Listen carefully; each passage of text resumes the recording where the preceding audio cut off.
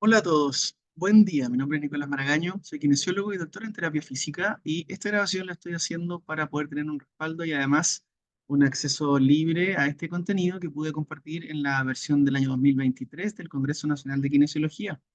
Y ahora quiero grabarlo para poder transmitirlo y después compartirlo a través de YouTube.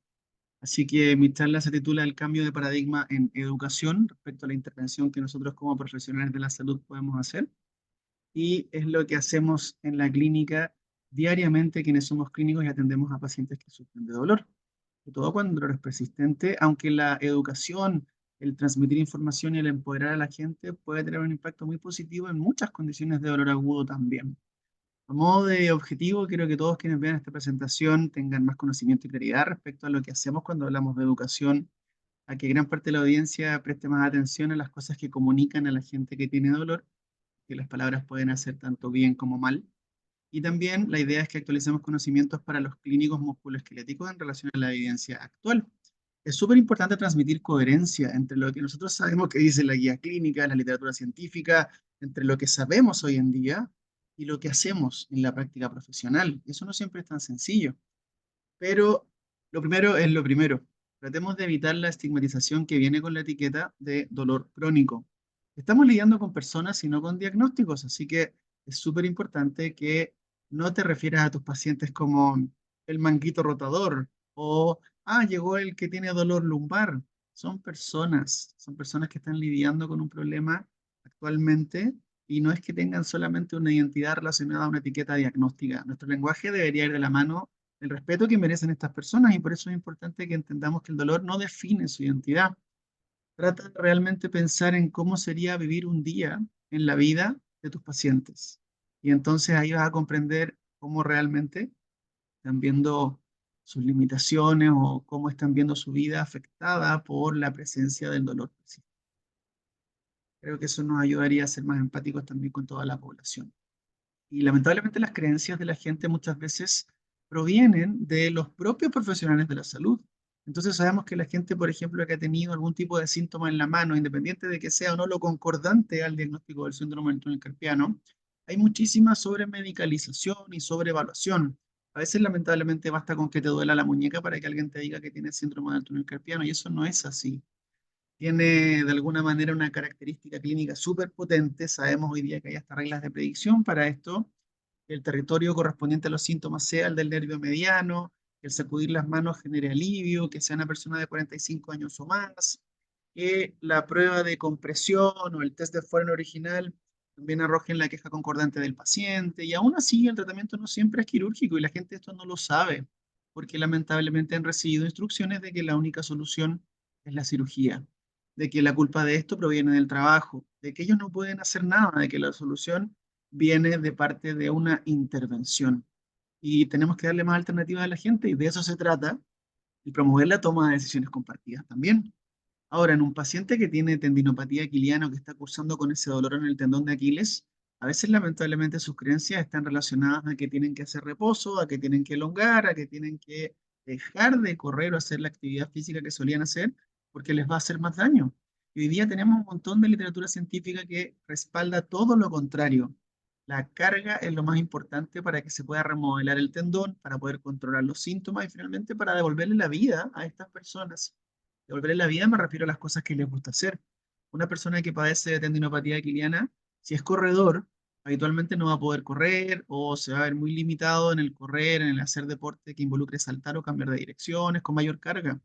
Y el reposo, si bien a corto plazo en algunos casos el reposo deportivo estricto, de la actividad provocativa exclusivamente puede ser una alternativa en la gente muy, muy irritable, a largo plazo genera efectos deleterios. Entonces necesitamos explicarle esto a la población para que esté mejor informada.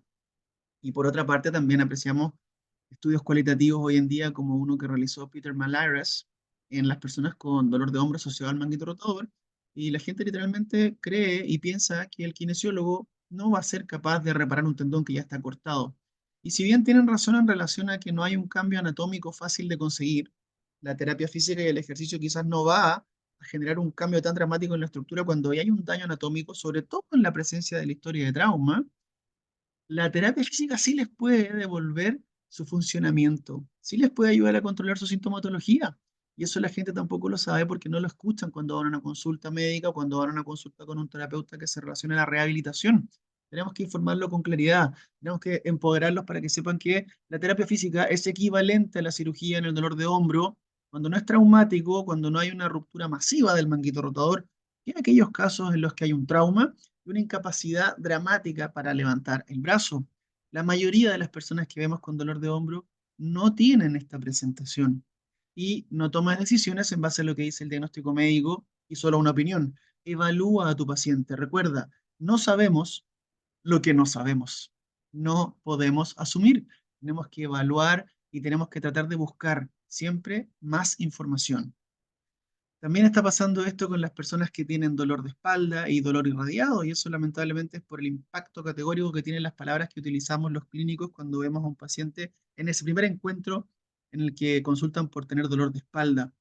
Lamentablemente lo someten a imágenes precozmente, no recomendado de acuerdo a guía clínica hoy en día, inclusive guías clínicas de radiólogos no nos están invitando a ordenar imágenes, sino que todo lo contrario, a dejar a las imágenes solamente para quienes realmente sean candidatos cuando hay sospecha de patología específica o sospecha de patología grave en el fondo, y para eso tienen que cumplirse ciertos criterios en términos de signos y síntomas. Las denominadas banderas rojas, cuando se suman, es cuando tienen más valor. Las personas lamentablemente salen de la consulta creyendo que tienen una hernia, que esto los va a acompañar toda la vida, que para recuperarse tienen que operarse y que tienen que proteger la espalda porque algo es frágil, ya no pueden volver a levantar, ya no pueden volver a correr, ya no pueden volver a agacharse porque creen que eso los va a lastimar. Y hoy día sabemos que lamentablemente un indicador de peor resultado y de peor pronóstico en las personas con dolor de espalda es la evitación y el miedo.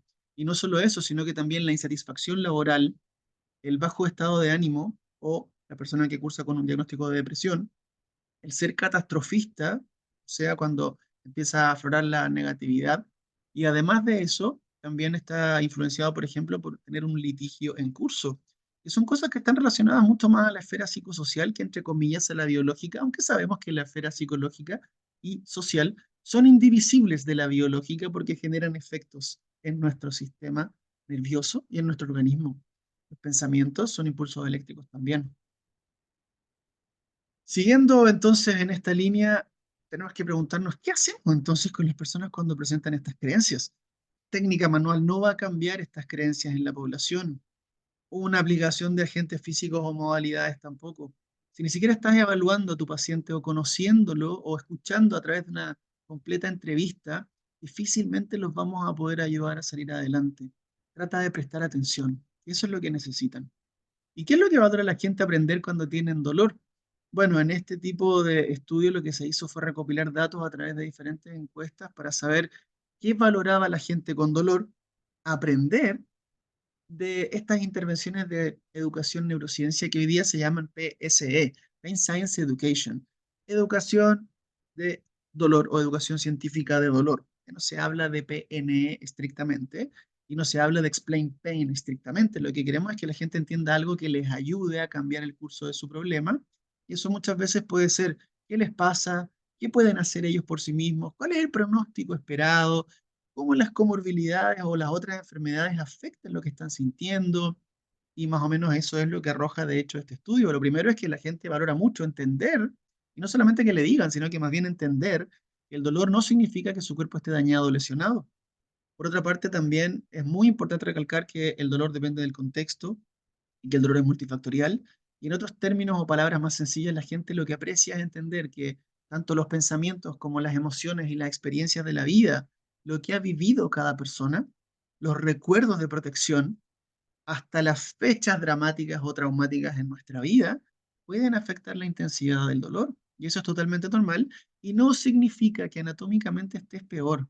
Por otra parte, también hay que entregar un mensaje esperanzador que está relacionado a la bioplasticidad o a la capacidad de cambio de nuestro organismo, y no solamente de nuestro sistema nervioso, sino que también de nuestros tejidos biológicos. Cuando alguien sufre de una fractura, se puede recuperar. Cuando alguien sufre de un desgarro y de un esguince ligamentoso, se puede recuperar. Los tejidos sanan. Y eso, en otras palabras, puede ser interpretado por la gente como que es esperanzador escuchar que pueden reentrenar su sistema de dolor, sobre todo cuando es sobreprotector, cuando todo duele. cuando el tacto duele y cuando todo el cuerpo duele. Eso no suele ser para siempre. Y bien, entendemos también más encima hoy día que el dolor no entrega una medición objetiva de los tejidos. Tenemos un montón de ejemplos para esto, como por ejemplo el dolor fantasma, cuando no hay una extremidad y las personas experimentan dolor y otras sensaciones en esa extremidad.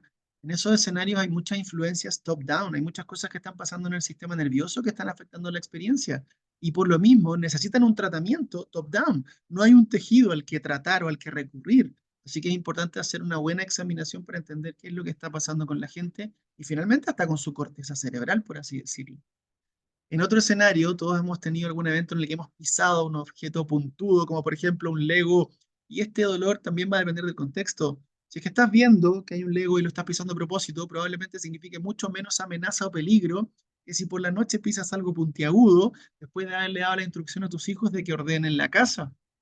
Piensa en ello. Hay un dolor que puede ser intenso, pero no hay ningún daño anatómico y tus tejidos están bien. También tenemos como ejemplo el dolor de cabeza, donde mucha gente pasa por un largo peregrinaje de diferentes doctores y han tenido resultados de exámenes negativos. Afortunadamente no tienen un tumor, no tienen una malformación, no es algo grave. Sin embargo, sabemos que el dolor de cabeza es multifactorial. ¿Y por qué entonces lo comunicamos de otra manera cuando hablamos del dolor de espalda? Tienen muchas semejanzas, tienden a ser cíclicos o recurrentes y están muy influenciados por tu estilo de vida, por tus pensamientos, tu carga laboral, por si haces o no actividad física, por la alimentación, por la exposición a la luz, etcétera. También tenemos el ejemplo de, antiguamente se hacía esta diferenciación del dolor emocional o físico. La verdad es que hoy día sabemos que toda experiencia dolorosa involucra las dos cosas y es indivisible. Pero piensa en una experiencia, por ejemplo, amorosa, traumática del pasado.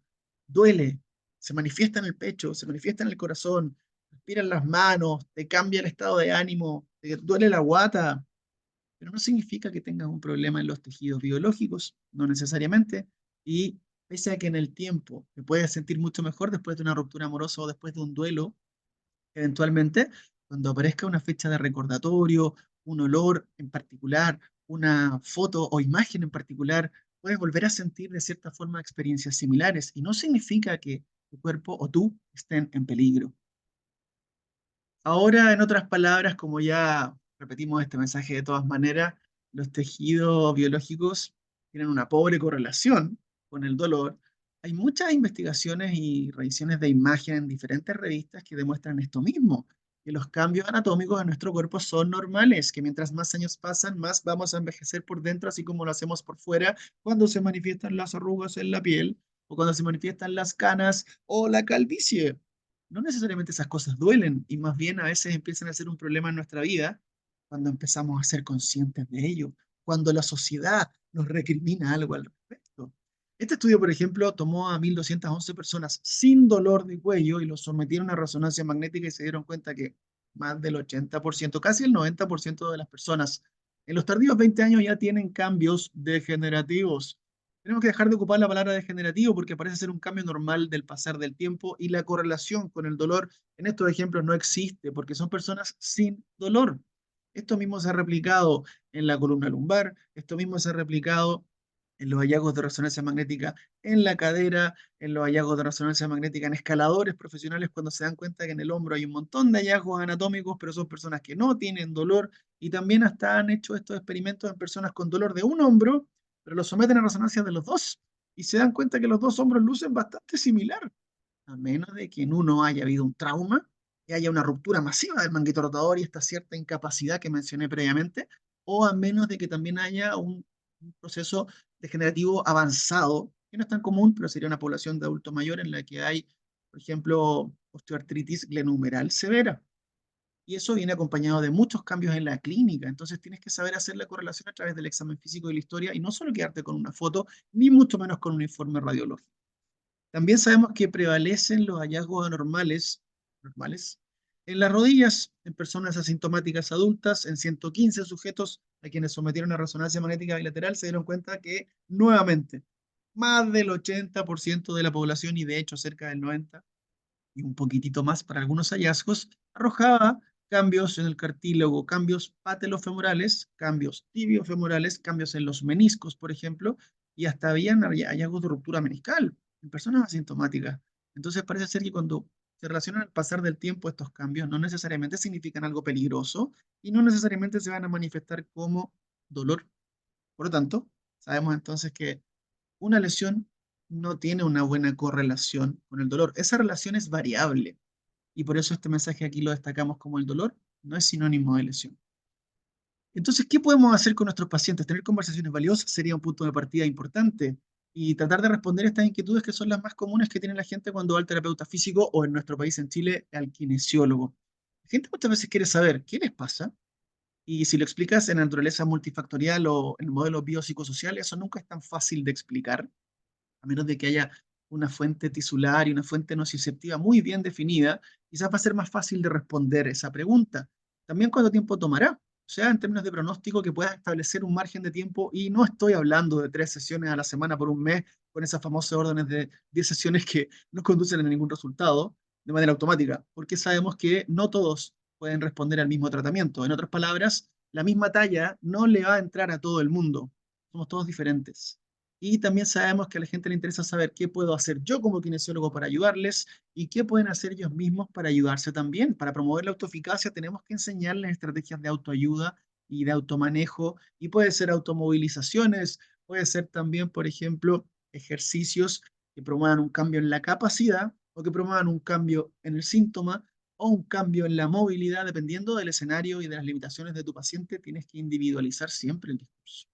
Hay un montón de evidencia en relación a la educación, aquí quise colocar algunas de ellas solamente, pero por ejemplo, este es un ensayo clínico en tendinopatía quiliana, donde se compara la educación en ciencia del dolor con la educación biomédica, pero ambas basadas en evidencia, los resultados pueden ser equivalentes, porque lo importante pareciera ser es que la gente entienda algo y sepa cómo gestionar su sintomatología para poder recuperarse. O sea, el proceso de aprender es el que implica una diferencia en los resultados finalmente. En este otro estudio de colegas chilenos hicieron algo similar, no hablábamos todavía de PNE, en pacientes con reparación artroscópica del manguito rotador, en un ensayo clínico también en el que se hizo educación biomédica y educación en neurociencia, tampoco parece haber tanta diferencia. Y en este último del año pasado, el 2023, la pregunta fue si es que agregar ejercicios de control motor o de fuerza a la educación mejoraría o no los resultados. Y la verdad es que los resultados fueron equivalentes en un proceso de 3 meses. 123 sujetos se randomizaron en 3 grupos: educación, educación y control motor, educación y fuerza. Los resultados fueron equivalentes. Necesitamos más investigación para decir que solo basta con educar a la población, porque no todos somos iguales, pero esto ya parece ser alentador, parece ser información importante respecto a que quizás no somos tan importantes o necesarios como solíamos creer. Si te conviertes en un buen comunicador y entregas tareas para la casa y mandas un videíto, una infografía, un correo informativo, puedes ayudar a la gente a salir adelante sin necesidad de que haya tanto gasto de tiempo y de dinero en el sistema de salud y en sus propios bolsillos. Así que sabemos que el camino no va a ser igual para todos y este ensayo clínico salió en la revista The Lancet el año pasado. Los autores están aquí. El principal es Peter Kent. El otro que todo el mundo conoce es Peter O'Sullivan. Así que los invitaría a ver mi canal de YouTube. Están ahora visualizando. Hay una conversación que justamente es del artículo y es del programa Restore. Este artículo tiene además una página de infografía completa donde puedes ver los testimonios de los pacientes, de los terapeutas físicos que se capacitaron 6 meses para entregar la intervención. Y la verdad es que esto de darle sentido al dolor fue lo que aplicaron los propios investigadores en esos terapeutas físicos que se capacitaron durante 6 meses, porque se dieron cuenta que ellos no estaban aplicando aparentemente el modelo biopsicosocial, todavía tenían creencias arraigadas de lo que habían aprendido en sus formaciones previas. En este ensayo clínico las personas tenían un grado de discapacidad moderado o severo y se randomizaron en 3 grupos: CFT, CFT con sensor y biofeedback o tratamiento usual, que sería hacer lo que harías comúnmente. Y los resultados de CFT fueron bien contundentes, así que sabemos que esto más encima se acompañó de un análisis económico y no significa mayor gasto, sino que al contrario, significa menos gasto. Puede ser que si lo extrapolamos a lo que estamos haciendo ahora, nos damos cuenta de que no es necesario pensar en 10 sesiones todos los meses para poder recuperar. Hay muchas otras cosas que pueden guiar el proceso y eso lo descubre el kinesiólogo a través de la entrevista, a través del diagrama del dolor, a través de diferentes encuestas y por supuesto que a través de la examinación física. Así que quisiéramos que la gente finalmente se vaya del kinesiólogo pensando, por ejemplo, cosas como esta. El movimiento puede ser analgésico, me moví con el kinesiólogo y la verdad es que disminuyó el síntoma, hasta se me quitó. El cuerpo puede estar en un grado de alerta, me puede doler, pero esto también puede cambiar. U otra cosa que puede marcar un antes y un después es que entiendan que el dolor tolerable está permitido, que podemos estar sensibles, pero que eso no significa que necesiten una cirugía inmediatamente, porque el tratamiento conservador en un montón de condiciones de dolor musculoesquelético, sobre todo cuando no es traumático, puede ser igual o más exitoso que una operación. Y hoy día sabemos que hasta cuando es traumático también puede ser exitoso, como en los casos de los pacientes con ruptura del ligamento cruzado anterior, que por décadas se han operado. En los últimos 5 años ha aparecido investigación muy contundente de cómo protocolizar un tratamiento conservador para que el resultado sea exitoso, incluso desde el punto de vista anatómico. Incluso se pueden recuperar pensando en la reparación del ligamento cruzado anterior, no solamente en términos de dolor y discapacidad. Así que imagínense hacia dónde están viendo las fronteras de la terapia física. Ha avanzado mucho en el tiempo nuestro conocimiento, hemos aprendido un montón, pero la clave es seguir actualizándose para poder seguir entregando esta información más alentadora a la gente, para que tus pacientes salgan después de la consulta sabiendo que, así como perdí masa muscular, voy a volver a ganar. ¿Qué me pasa? Es más común de lo que yo pensaba. No soy el bicho raro, no soy el único al que le pasa esto. Las articulaciones sanas también pueden sonar. O el hecho de que les entreguemos estrategias de autoayuda como para que después salgan y digan, oye, ¿puedo hacer cosas para ayudarme con lo que me está pasando? Y incluso cuando hay cambios estructurales y cuando me han informado a través de un informe radiológico y a través de una foto de estos cambios anatómicos. Así que, sabes, cuida tus palabras porque pueden hacer tanto mal como bien. Y de hecho, en este artículo que estoy mencionando aquí abajito, el título es muy claro, es evitar el nocebo y otros efectos indeseados en la quiropráctica, en la osteopatía y en la terapia física. Es una invitación a reflexionar, está publicado en la revista Musculoskeletal Science and Practice. Uno de los autores ahí es Giacomo Rossettini, que le encantan los factores contextuales y ha desarrollado una línea de investigación muy potente en esto. Y Oliver Thompson, que es un osteópata del Reino Unido también muy reconocido, así que los invito a leerlo, porque aquí hablan de incluso el efecto de la hiperalgesia nocebo, que es cuando el paciente se va peor o se va mucho más sensible de tu consulta, no por lo que tú hiciste, no porque fisiológicamente los tejidos hayan cambiado, sino que porque lo que comunicaste puede haber generado un impacto muy potente en sus pensamientos y creencias. Así que para cerrar algunas ideas, espero que les haya gustado esta charla. Quise mantenerlo corto y preciso como para mantenerme en el tiempo de lo que debería haber sido el Congreso Nacional de Kinesiología el año pasado. Si estuviste ahí, te agradezco. Y por otra parte, si viste esta charla, comenta, pregúntame en Instagram si tienes alguna duda o déjame el comentario en YouTube y comparte todo lo que quieras de este contenido. ¿Por qué? Porque la gente necesita saber. Yo estoy convencido de que la forma de llegar a un N más que uno, más que ayudar a tu paciente y nadie más, es contagiando a los colegas de esta información y de cierta manera a todos tus pacientes, porque así vamos a tener un impacto en la sociedad, en las masas. No se olviden que soy Soquime, soy parte de la Sociedad de Kinesiología Musculoesquelética, los invito a ser parte también. Somos un grupo de interés musculoesquelético en Chile, sin fines de lucro, y actualmente yo soy el presidente. Esto está grabado el año 2024, no sé si en el futuro así va a ser, pero les agradezco su tiempo y el compartir esta información. Me parece importantísimo que lleguemos a los demás profesionales de la salud y no me refiero solamente a los kinesiólogos. Muchísimas gracias.